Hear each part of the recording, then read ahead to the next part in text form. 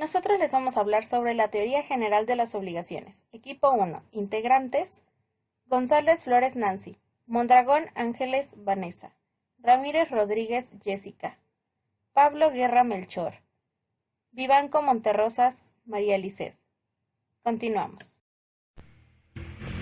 Conceptos de obligaciones. Una obligación es la relación jurídica entre dos o más individuos por la cual una de las partes, acreedor, puede compeler a la otra, deudor, a llevar a cabo una presentación. En el Código Civil señala que las obligaciones consisten en dar, hacer o no hacer algo. Según el Código de Comercio, es un título negociable emitido por una sociedad de capitales que toma en préstamo un capital importante, por lo común a largo término, y que divide su deuda en un gran número de cupones. Cada obligatorio se encuentra en la situación de un prestamista, titular de un crédito que produce un interés. La obligación se diferencia de la acción en que generalmente asegura una renta fija con interdependencia de los resultados del ejercicio y no confiere a su titular derecho a participar en la gestión de una sociedad, sino a ser consultado en ciertos casos excepcionales: modificación del objeto o de la forma de la sociedad, fusión o escisión. En derecho privado es un vínculo jurídico por el cual una o varias personas determinadas están obligadas a dar, hacer o no hacer algo respecto de otra u otras personas, en virtud de un contrato, cuasintrato, hechos ilícitos o la ley de esquemas más restringido. Podríamos decir que la obligación es un vínculo jurídico entre personas determinadas por el cual una de ellas, deudor, se encuentra compelida respecto a la otra, acreedor, a la realización de una prestación, siendo responsable si deja de cumplirla con su patrimonio. Según la clásica definición de Justiano, la obligación es el vínculo jurídico que nos apremia o constriñe a pagar a otro alguna cosa. Con mayor rigor científico podemos decir que es el vínculo establecido entre dos personas o grupos de personas por el cual una de ellas puede exigir a la otra la entrega de una cosa o el cumplimiento de un servicio o de una abstención.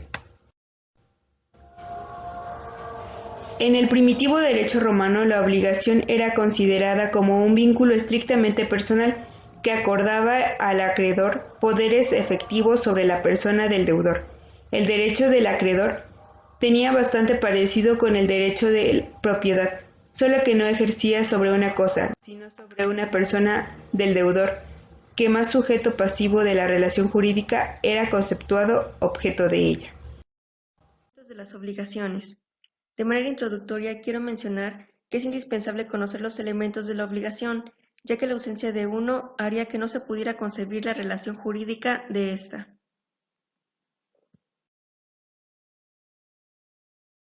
Como definición, tenemos que son factores irreductibles que entran indispensablemente en la noción de obligación, de modo que no puede concebirse esa relación jurídica sin la existencia de tales elementos. Estos elementos son sujeto, objeto y vínculo jurídico. Bueno, el primero es sujeto.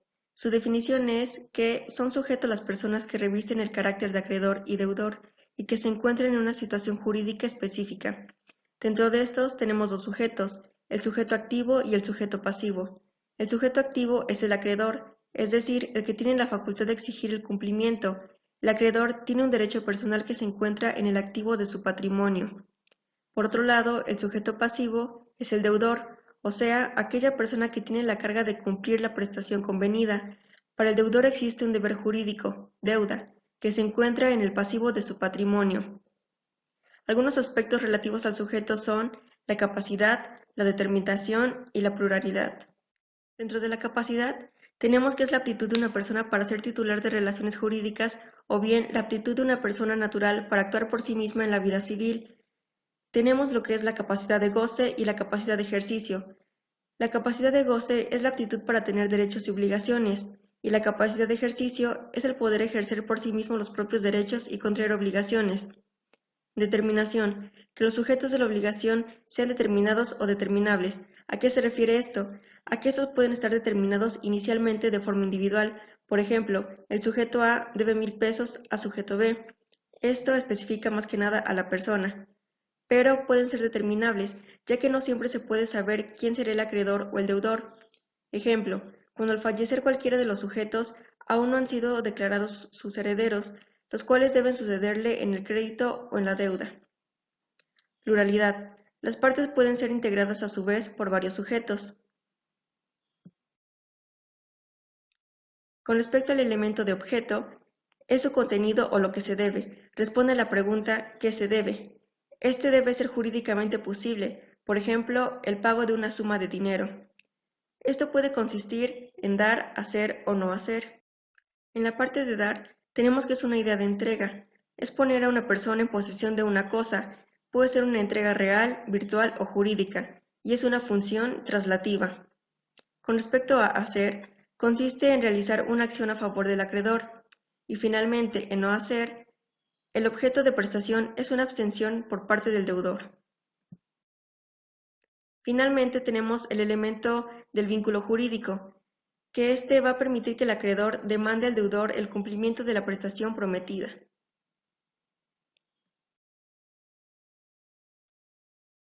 Referencias.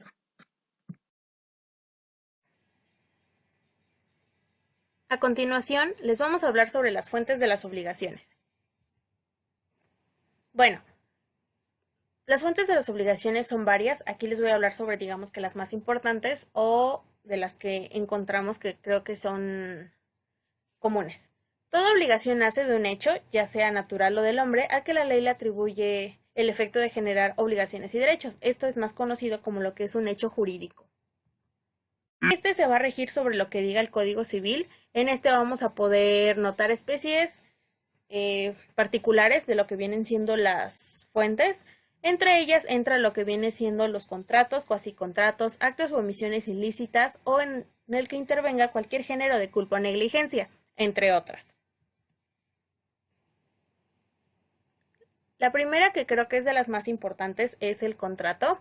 Aquí podemos ver más que nada que el contrato es un convenio.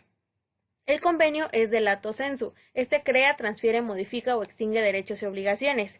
Y el contrato, como tal, solamente crea o transfiere derechos y obligaciones. Y tenemos otro tipo de convenio, que viene siendo el convenio en estricto sensu, que modifica o extingue derechos y obligaciones. Como tal, los vamos a encontrar en los artículos del 1792 al 1859 del Código Civil, para adentrarnos más en lo que vienen siendo los contratos, siendo estos una manifestación exterior de la voluntad.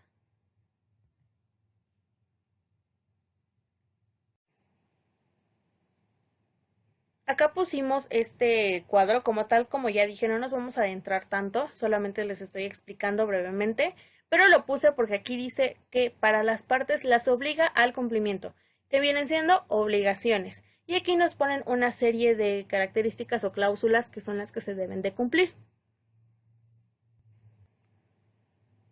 En la siguiente es, segundo el artículo 1092 sobre los delitos y faltas, las obligaciones de estas serán registradas en el Código Penal. Como ya sabemos, todo aquel que daña a algún ser humano o sus derechos son apegados a lo que viene siendo. Pero también tenemos los que derivan de la culpa o negligencia, que no son penadas, se van a regir por lo que venga establecido en el Código Civil.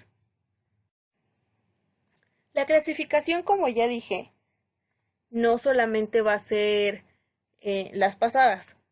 Acá también puse otra clasificación que viene siendo dividirla conforme a sus fundamentos. La primera es en que deriva de la autonomía privada de la voluntad, que quiere decir el poder está en el individuo.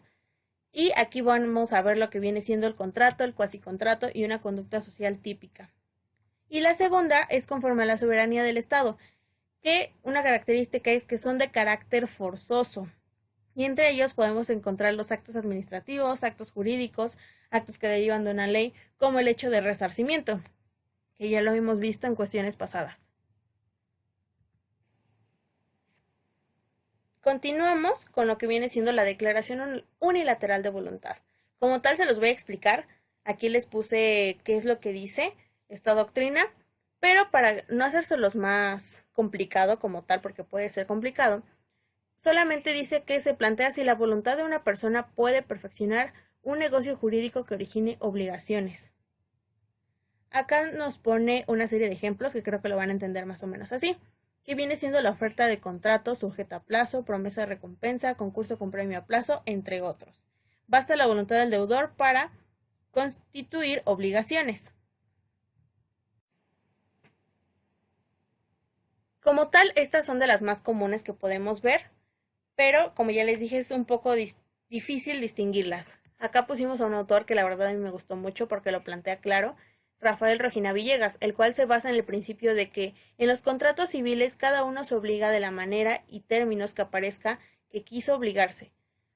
Acá podemos ver la declaración de voluntad que tenemos y esta se divide en distintas características, ofertas, ofertas al público, entre otras. Pero creo que lo van a entender más que nada con los ejemplos. Acá entran lo que viene siendo la promesa de recompensa. Un ejemplo claro es cuando yo pierdo una mascota y pues prometo una recompensa.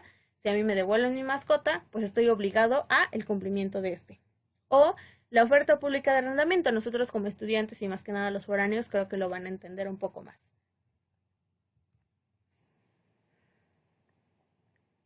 Continuando es el enriquecimiento sin causa. Creo que es de los más curiosos y nos dice que el que sin causa se enriquece en detrimento de otro está obligado a indemnizarlo de su empobrecimiento en la medida en el que se ha enriquecido ilegítimamente. Bueno, acá un ejemplo que podemos ver que yo la verdad sí lo entendí es, hay dos terrenos iguales. Uno es mío y el de al lado es de otra persona. Pero yo me confundo y construyo mi casa en el de al lado. Entonces, ¿qué pasó? Yo ya empobrecí a esa persona y sin querer yo me enriquecí. Entonces yo estoy obligado a indemnizar el daño que lo hice en la misma dimensión que lo provoqué. Si el terreno vale 150,000 pesos, pues yo estoy obligado a pagar esa cantidad, ya sea de diferente forma, pero el hecho es indemnizar mi error. Como siguiente vamos a encontrar lo que son la gestión de negocios. Esto nos dice que el que sin mandato y sin estar obligado a ello se encarga de un asunto de otro debe obrar conforme a los intereses del dueño del negocio. Bueno, acá tenemos el ejemplo de un gestor de negocios que actúa gratuitamente y se ocupa de los asuntos del dueño, ¿no? Que se encuentra imposibilitado para atenderlos. Esto conforme a los intereses de este para ocasionar un bien o evitar un daño. Un ejemplo claro es que si yo soy el gestor de negocios y mi amigo tiene un negocio, pues yo lo hago la verdad para ayudar a mi amigo y siempre es en pro de esa persona, aunque no sea mi negocio.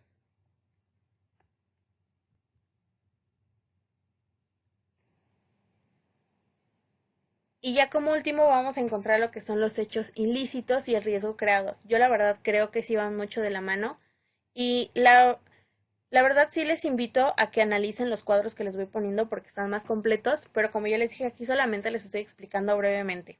Este se refiere a que en nuestra vida la conducta que nosotros vamos a hacer o las acciones siempre involucra a otra persona. Y cuando se hacen de forma dañina, como ya lo tenemos en cuenta de que se van a pegar al Código Penal si son regidas por este, si yo lo hago con algún tipo de objeto que sea peligroso, va a ser con el riesgo creado, que es causado por todos los objetos peligrosos con una responsabilidad objetiva que implica un riesgo. Y asimismo, estos se dividen en distinta clasificación, como el hecho de que si es explosivo o inflamable por su velocidad, entre otros. Más que nada se refiere a los actos que provocan algún daño a otra persona. Bueno, aquí les puse la serie de artículos en los cuales los vamos a encontrar, como es del 1910 al 1932 y del 2104 al 2118 del Código Civil. De igual forma, les invito en serio que analicen bien esta información porque se me hace muy curiosa e importante. Y vamos a continuar con el siguiente apartado. Naturaleza de las obligaciones.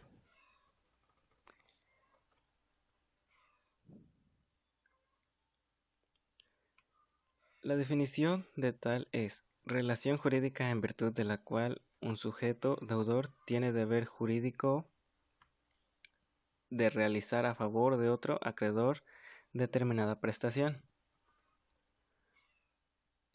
Ejemplo: si A prestó una suma de dinero a D es acreedor de D, quien tiene el deber jurídico de restituirle igual cantidad de dinero. Vamos a analizar esta definición. Relación jurídica. Es una relación humana regulada por el derecho. La expresión resulta preferible a la de vínculo con su mayor precisión técnica y porque la relación jurídica obligacional es una de las varias relaciones jurídicas que surgen de la conducta humana. Se le elige además en vez de situación jurídica, porque denota adecuadamente la conexión de los sujetos activo y pasivo de la obligación y porque el nuevo artículo 3 del Código Civil alude concretamente a las relaciones jurídicas. Se trata de un deber porque en la obligación de un sujeto deudor tiene el deber jurídico de realizar a favor de otro sujeto, acreedor, una prestación. Es un deber específico y calificado en virtud de lo cual el cumplimiento de la obligación no es un acto libre, de concesión o de gracia por parte del deudor. Existe un sujeto pasivo o deudor que debe cumplir frente a un sujeto activo o acreedor. Aquel tiene una deuda y éste un crédito. Ello no impide que en ciertas circunstancias exijan créditos y deudas recíprocos. Y finalmente la prestación. Esta implica el comportamiento o actitudes debidos. Esta puede tener diversas manifestaciones: una entrega, un hacer, una abstención o un no hacer.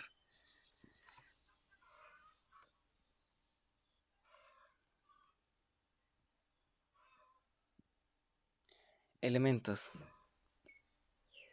Es fundamental que en toda obligación haya un sujeto activo y un sujeto pasivo, lo que permite poner en relieve el predominio humano sobre los elementos materiales. Entre los dos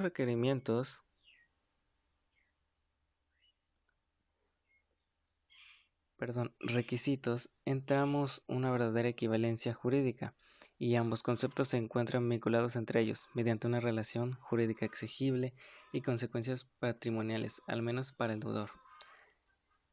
La pretensión es el derecho a demandar el cumplimiento de una determinada acción u omisión. Por ello se puede afirmar que el derecho a la prestación que cabe exigir frente al deudor constituye una pretensión.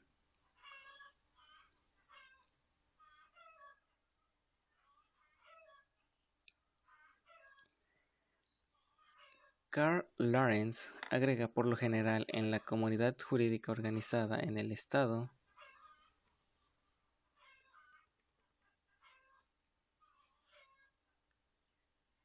cabe exigir judicialmente cualquier crédito. Sin embargo, existen créditos que ya no caben realizar, como ocurre, por ejemplo, con las acciones preinscritas para exigirlos, que ya no constituyen una pretensión. Con la prestación de la demanda se inicia la realización judicial del crédito, que desemboca una vez condenando el deudor en la ejecución forzada. Por esto se dice que el deudor responde de su deuda con su patrimonio.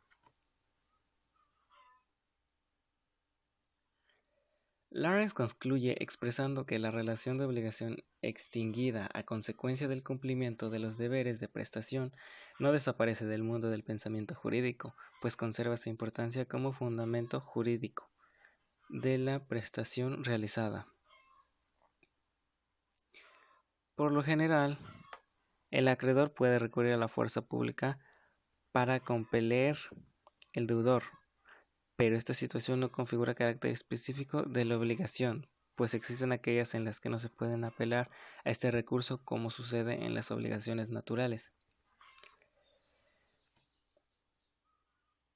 La obligación, para los autores alemanes, se encuentra dividida en dos elementos: la Schuld y la Haftung. La deuda es el deber jurídico que impone el cumplimiento de una prestación, el pago. Si el pago se realiza, la deuda desaparece. La Haftung, a su turno, aparece cuando la obligación se incumple, porque es la coacción que permite al acreedor pasar a la ejecución forzada y dirigirse contra la persona o la cosa que responde de la deuda.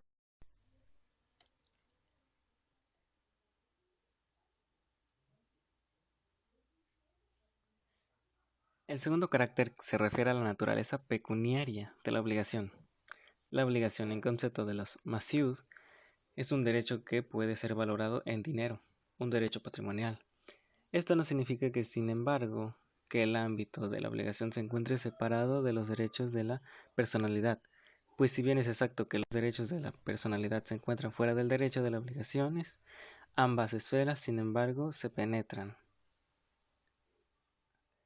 Los Maseud señalan como tercer carácter de la obligación, según se ha expresado, que ella constituye un vínculo entre personas.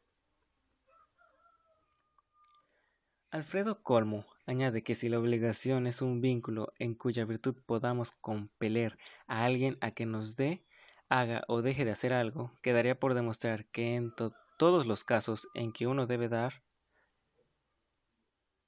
hacer o no hacer algo, está sujeto a una relación obligatoria.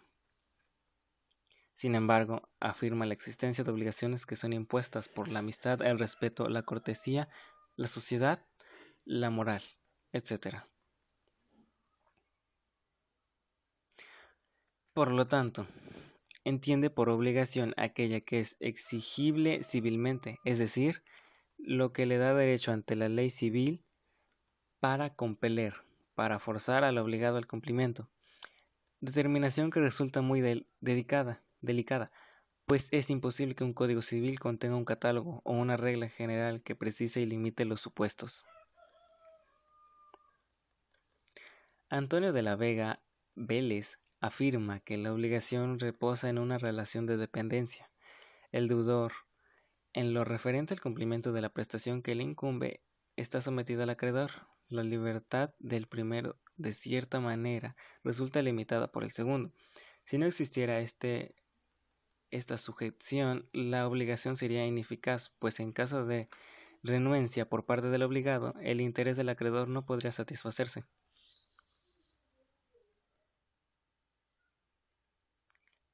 De ahí que para garantizar el respeto de las obligaciones, la ley otorga a los titulares un derecho de crédito, medios de coerción encaminados a lograr que el deudor cumpla con sus deberes.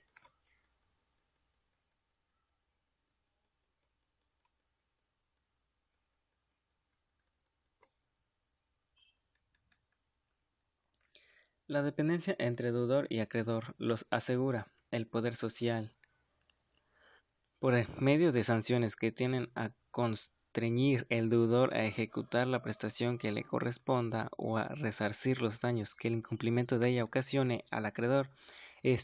Para obtener la aplicación de tales acciones, goza de las acciones inherentes a su derecho de crédito. El derecho de crédito se ejerce siempre contra una o varias personas determinadas. Únicamente el deudor o deudores pueden exigírseles al cumplimiento de la prestación debida. Es así que, no existiendo interés del acreedor, no habrá obligación. En cambio, cuando la obligación es satisfecha, aunque sea por persona diferente del deudor, la obligación se extingue, por haber desaparecido el interés del acreedor cuya satisfacción perseguía.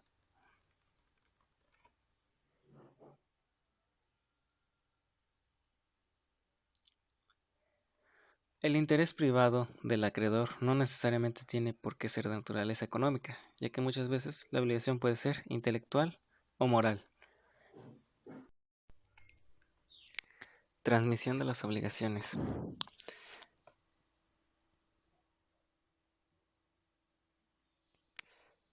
La transmisión de la obligación es un fenómeno jurídico que se presenta cuando tiene lugar una sustitución en la persona del acreedor o del deudor, siempre que la causa de ese fenómeno se relacione con la persona del sujeto que ha quedado sustituido. Transmitir es transferir o traspasar a otro la calidad que se inviste de acreedor o deudor, lo que puede, en teoría, provenir de la voluntad del transmitente, o enajenante que hace ajeno lo que era propio, o de hecho suyo al que la ley atribuye esa virtualidad de sustitución. Por ejemplo, la muerte que ministerio legisle transmite los derechos activos y pasivos que componen la herencia de una persona muerta a la persona que sobrevive, a la cual la ley o el testador llama para recibirla.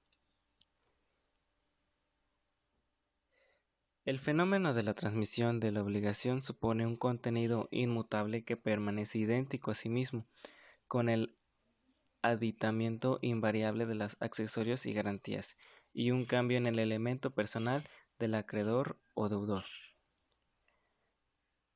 La obligación continúa siendo la misma, pese a ese cambio, por eso puede hablarse de transmisión si la obligación primitiva también hubiera cambiado.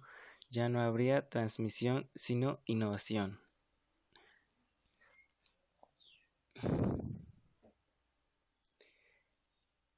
Existen diversas clases. Según sea el principio de división que se adopte, puede distinguirse diversas clases de transmisión. Primera, según el origen de la transmisión. Ella puede ser legal o voluntaria. La primera deriva de la ley. Por ejemplo, la recordada, sucesión a favor o a cargo de los herederos legítimos o intestados del difunto. La transmisión voluntaria proviene de la voluntad del individuo en cuyos derechos se sucede. Segunda, según la extensión del título de la transmisión, este es universal o particular. La primera se refiere a la totalidad o a una fracción del patrimonio. Tercera, según la causa que opera la transmisión, la sucesión es mortis, causa o por actos entre vivos. Mientras la primera se produce por la muerte de una persona, el legado de un crédito, la segunda opera en razón de un acto jurídico dotado de virtualidad translativa, un contrato de sucesión de crédito.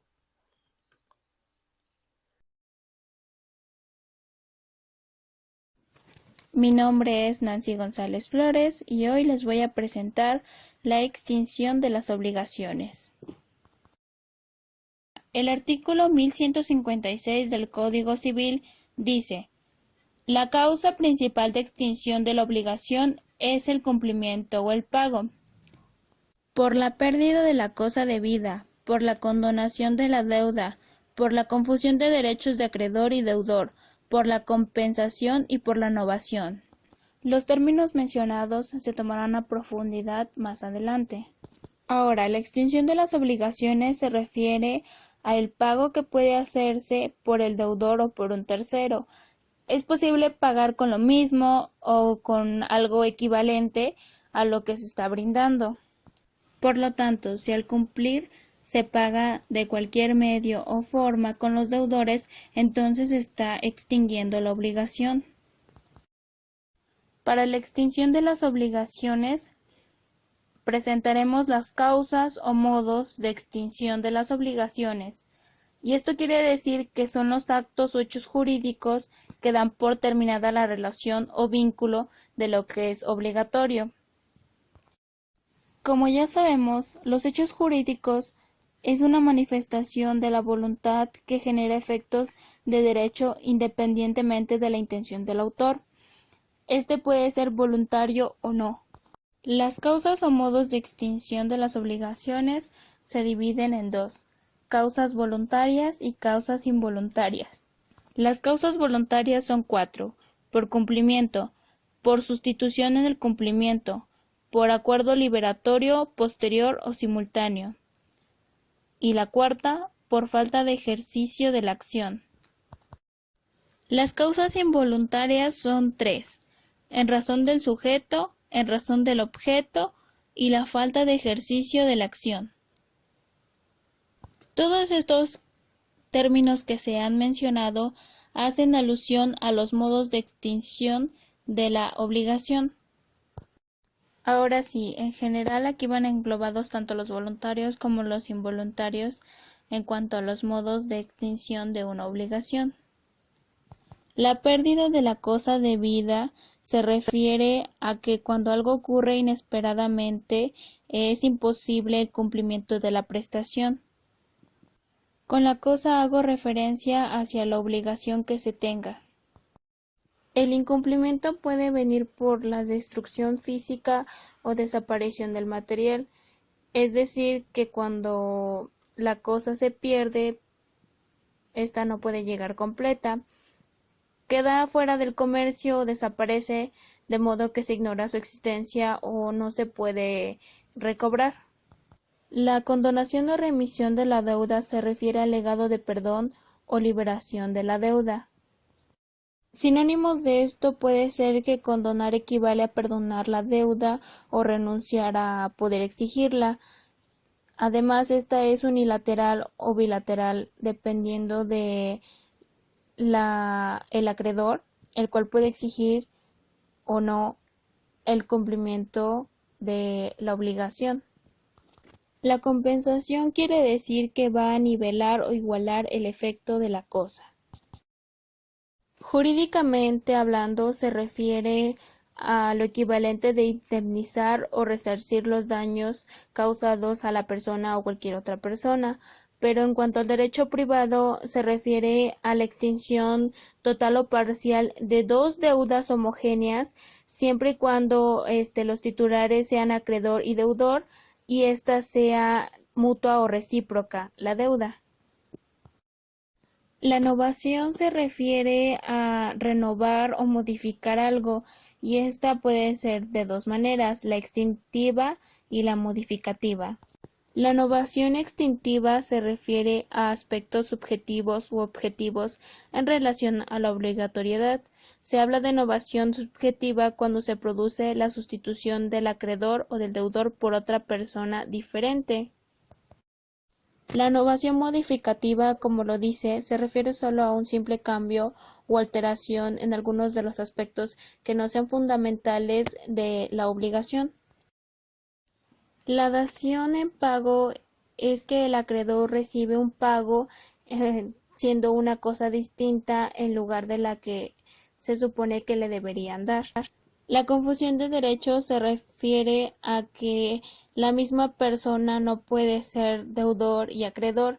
¿Qué quiero decir con esto? Que uno no puede ser deudor de uno mismo o en su defecto acreedor de uno mismo. Las transacciones se refieren a un contrato en donde las concesiones son recíprocas. Estos pueden terminar en una controversia o previenen una futura. La caducidad se refiere a una sanción que se pacta o se impone por la ley a la persona que no ha podido extinguir la obligación. La imposibilidad del cumplimiento se refiere a que nadie está obligado a extinguir lo imposible. La prescripción obligatoria consiste en que el acreedor no haga valer sus derechos o exija el cumplimiento de la obligación dentro del término que la ley haya señalado, dependiendo del caso, pues, de cada persona. Nulidad es el modo de atacar la validez de un acto jurídico, que, como sabemos, un acto jurídico es la conducta del ser humano donde hay una conducta de seriedad con la intención de producir consecuencias de derecho. La resolución es cuando se resuelve la obligación volviendo las cosas al estado en el que estaban o como si no hubiera pasado nada. La rescisión es un acto en el cual, ya sea por voluntad de ambas partes o por disposición de la ley, a causa del incumplimiento de una de las partes en relación bilateral, se destruyen los efectos de un acto jurídico porque eso no fue honesto o no quedaron en algún acuerdo. La revocación es un acto de virtud en el cual se privan los actos jurídicos unilaterales o títulos gratuitos, haciendo cesar las obligaciones que ya se hayan hecho dependiendo de cada persona o cada caso, y estos operarán en el futuro. Las obligaciones que ya se tenían, esas no se modifican y subsisten. El mutuo disenso o mutuo consentimiento, como lo dice, es la conformidad de las partes respecto a la resolución del contrato o de la obligación que se hayan estipulado, dependiendo del caso. El desistimiento unilateral puede ser el contrato de mandato en el depósito o arrendamientos por plazo indeterminados. Muerte del obligado.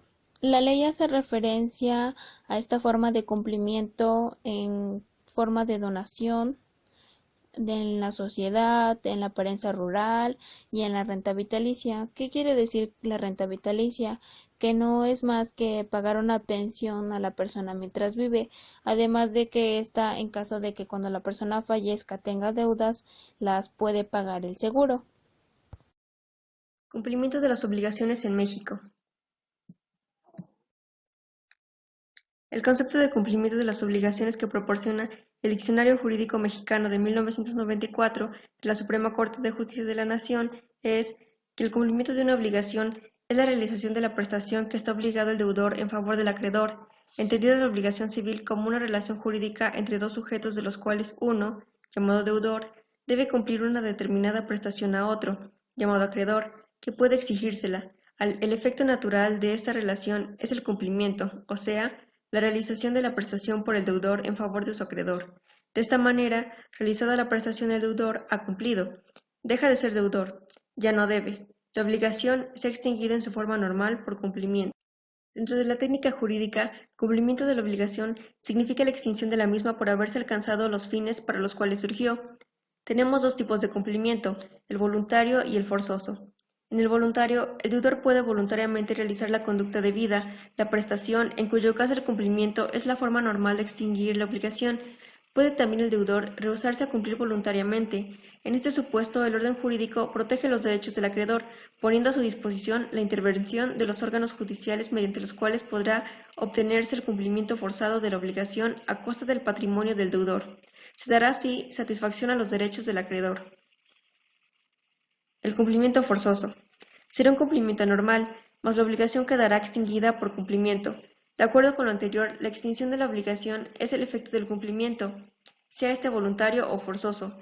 Tenemos así que el efecto directo de una obligación es el cumplimiento y el efecto directo del cumplimiento es la extinción de la obligación. En cuanto al cumplimiento de las obligaciones de dar, el legislador señala tres normas de importancia. La primera, el deudor debe cumplir entregando la cosa cierta, objeto de la obligación y no otra, aunque sea de mayor valor. Segunda, la obligación de dar cosa cierta comprende también la de entregar sus accesorios. Tercera, cuando no se ha señalado la calidad de la cosa, el deudor cumple entregando una de mediana calidad.